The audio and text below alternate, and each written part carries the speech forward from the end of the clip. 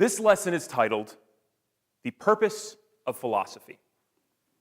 And as we continue on, as you attend more of these lessons, you may realize that maybe a better title for this lesson would be The Philosophy of Philosophy. I'm getting a little bit full of myself here. But why do we care about philosophy? What's the point? I mean, we've heard of philosophers, old men that lived millennia ago. Socrates, Plato, Descartes. Men with beards as long as their eyebrows. Why do we care about what they said?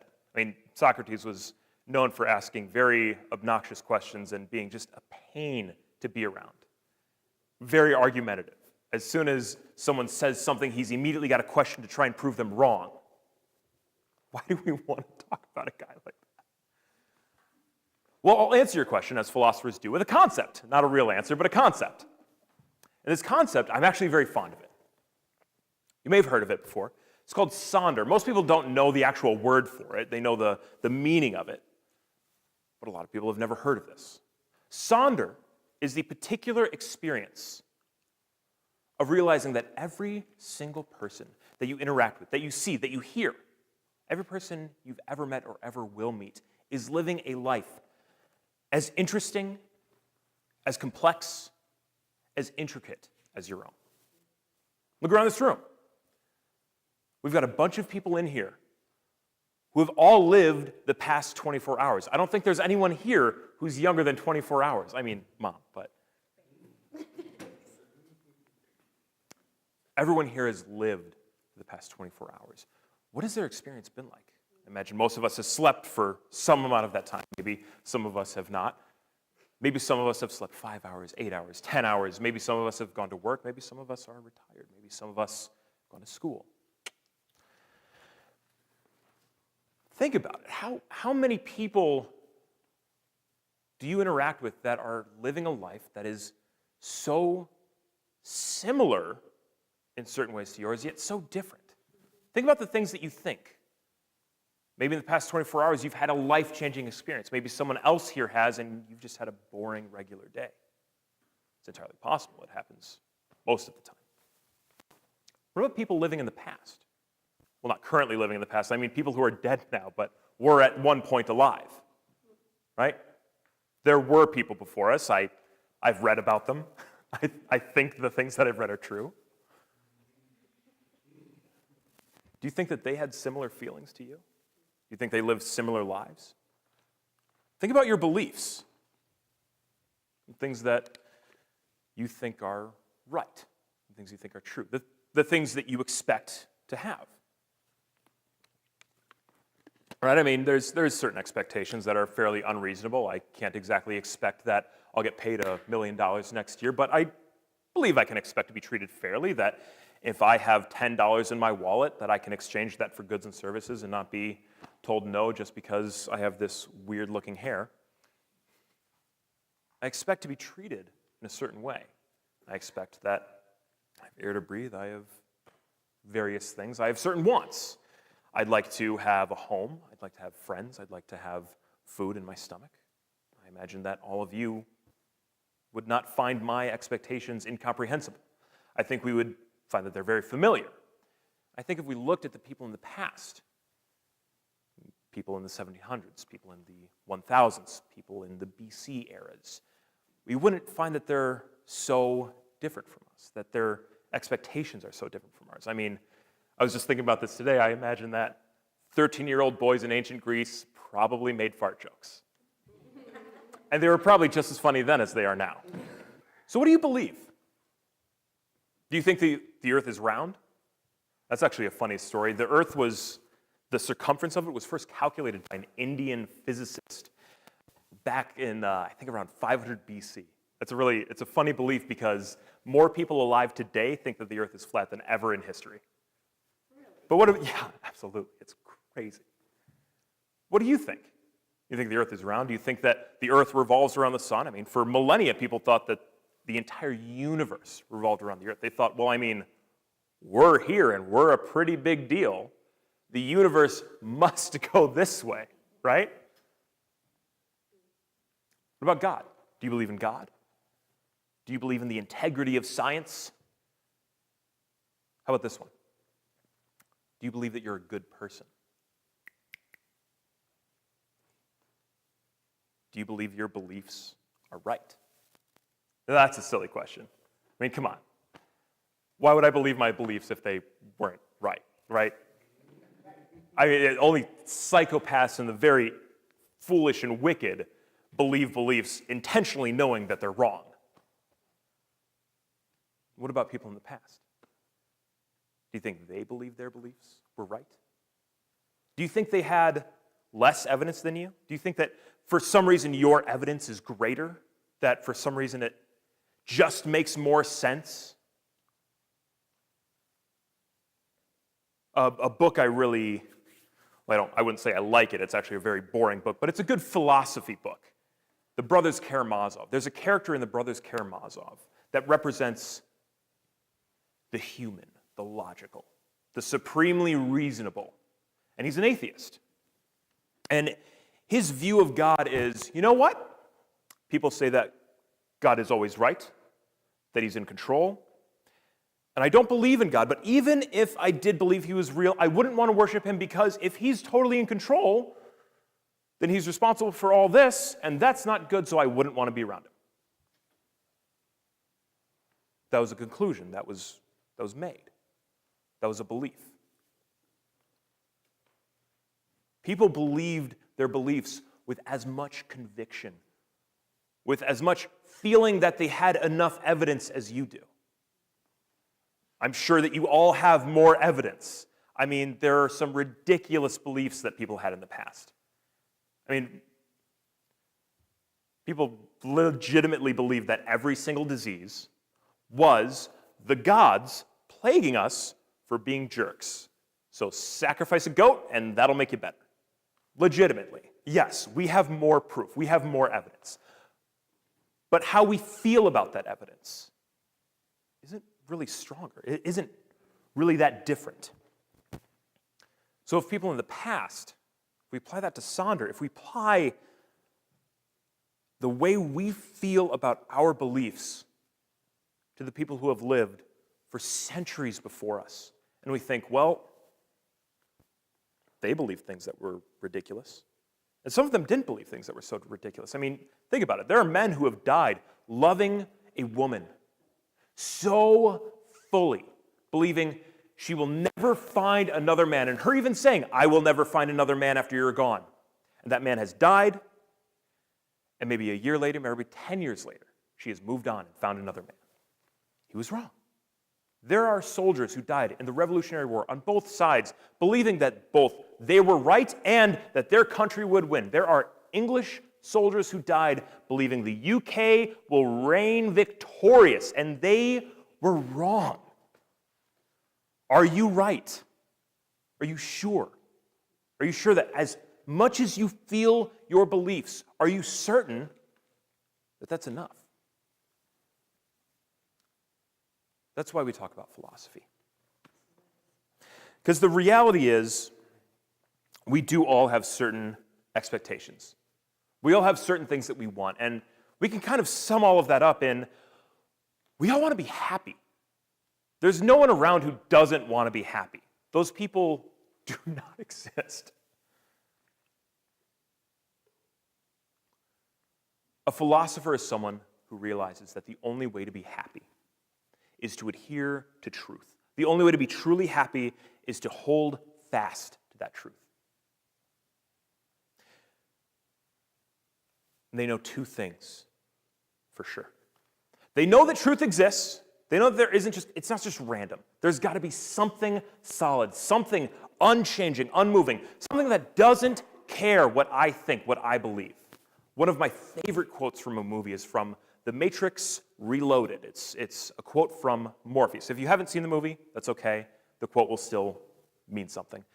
He's talking to a general about directly disobeying orders because of his beliefs in a Messiah character. And the general says, "Damn it, Morpheus, not everyone believes what you believe." And Morpheus says calmly, quietly, he always has his hands behind his back like this. And he says, "My beliefs do not require them to." And he says it with such conviction. Truth doesn't need you. It doesn't need you to believe it to exist. The second thing that a philosopher recognizes is that all we know for certain is what is not truth. They recognize that truth is rigid. It is a specific thing, and our perception of it is fluid. Our perception of truth changes over time.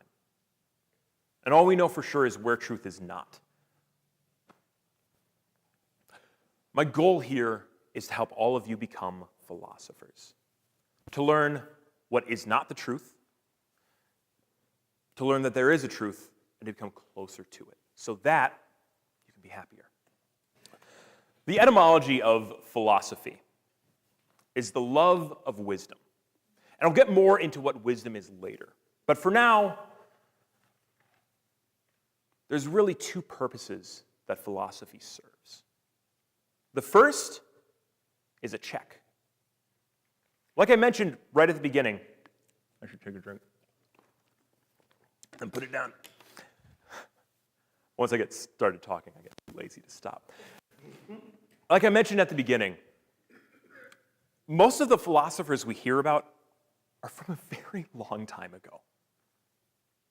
Back then, there weren't all these different subjects. There wasn't all this separate academia, art, history, science. There just didn't exist.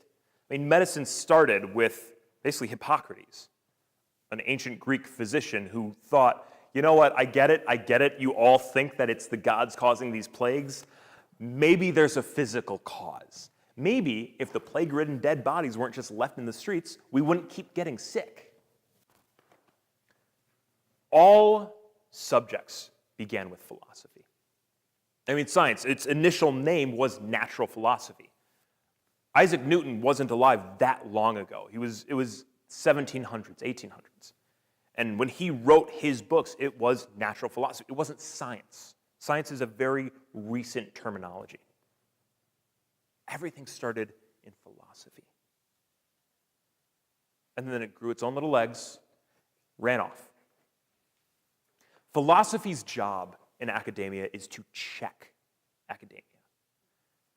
Now, I'm a physicist. I work as a physics teacher. That's what I'm licensed for.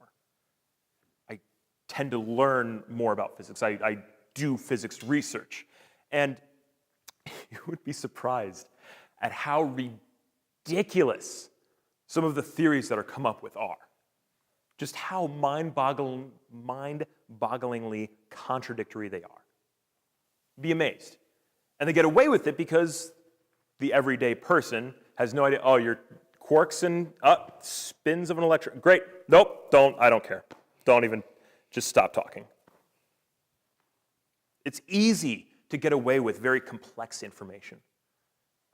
But philosophy is supposed to be there to check that. Because no matter what evidence you have, contradictions don't exist. Certain principles are true, and they cannot be made untrue just because some crazy physicist with a beautiful electron microscope thinks he saw something. It doesn't work that way. So that's the first thing that philosophy does. The second thing I'll explain by sharing with you my story. Now, I've shared my story here before in more condensed forms. I'd like to be a little more explicit this time.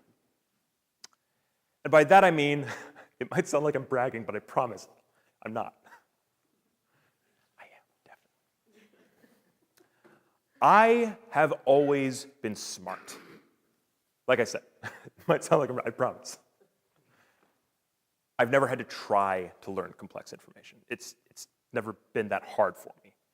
I don't know, maybe 8 years ago, I visited an old high school teacher, and she was introducing me to another student that she had and explaining who I was. And she said, oh, this is Andrew. Yeah, he's the smartest person I've ever had in this room, certified genius. And I'll admit, that felt pretty good. So for as long as I can remember, always had that. But up until about a decade ago, the other thing that you could always have used to describe me was that I was insanely depressed. I was smart, and I was very screwed up.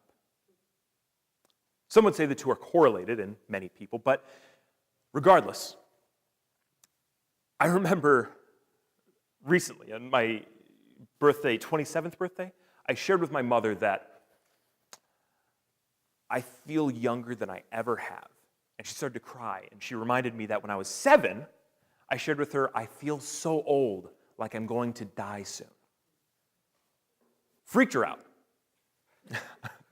Understandably. That's not a 7-year-old thing to say. I understood what was happening to me. I was depressed. My life was not working. My brain was not working the way it should. I was on a slew of medication to try and treat my symptoms, and they didn't work. I remember asking my mother how long I would have to be on medication. She didn't realize what I was thinking at the time, and she responded, well, I still have to be on medication. You'll probably be on medication for the rest of your life. In my head, I was thinking, because it's not working. And so when she said, you'll be on it the rest of your life, I went, oh, so I'm going to feel like this the rest of my life. I struggled all through my life.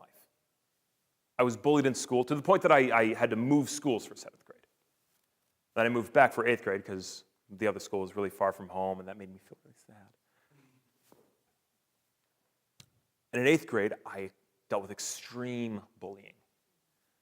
Kids started to rumor that I had a hit list.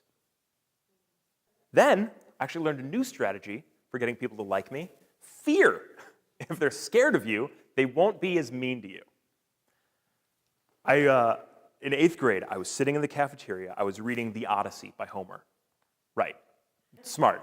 That whole thing. And I'm reading it, and these 2 kids come up from behind me, and they grab the book from me, and they start playing Monkey in the Middle.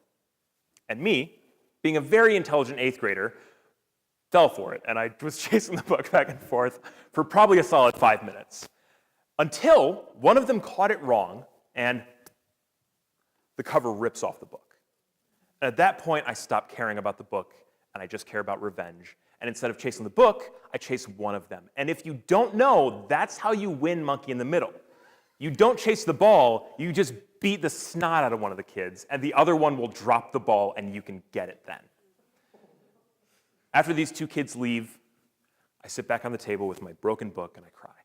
But don't feel sorry for me yet, because 2 years later, using that same philosophy of they'll like me if they're afraid of me, I saw a kid that I picked on frequently walking through the hall. So I went up for a high five. He goes up for a high five. So I go down and I punch him in the stomach. He doubles over and I punch him on the back. I think it's all in good fun. He's legitimately hurt. He falls to the ground. I walk away laughing. He yells curse words after me. We're outside the main high school office. And so he gets in trouble because that's the only part that they see is him screaming swear words in the hall. And I continue to laugh. I was depressed because I had screwed up beliefs, because I had screwed up behaviors. It took a while, but eventually after high school, I found a group of people that were able to help me. They had a different philosophy of how depression and other mental disorders happen. You see, the general belief is you have a discrete point of damage in your brain, maybe your hippocampus is just shattered.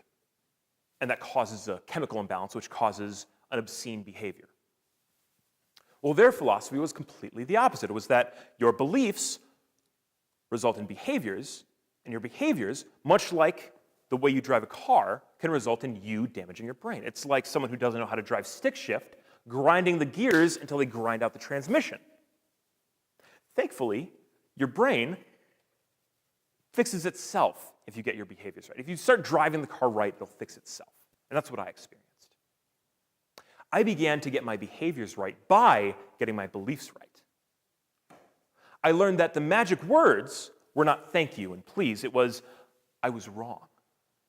I learned to begin using philosophy to challenge my beliefs.